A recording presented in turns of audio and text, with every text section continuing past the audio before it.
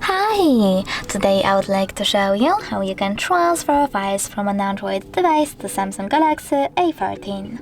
First of all, open Play Store on both of them, click on the search bars and type in Send Anywhere. Then install this free app from this developer and tap on Open. Now tap on I accept, confirm, continue and allow. Then you will need to wait for this one to download, and now do exactly the same. So I accept, confirm, continue, allow. After that we can finally choose send on an Android and receive on Samsung. Then click on all of those dots and choose send.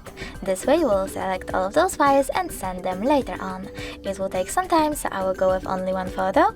For example this one, just send and click on got it. Over here click on no thanks and tap on close this window.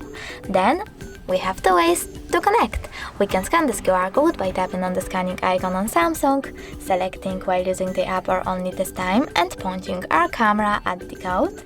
But we can also just input this key over here and click on receive. Now, after a couple of seconds, my photo was successfully sent.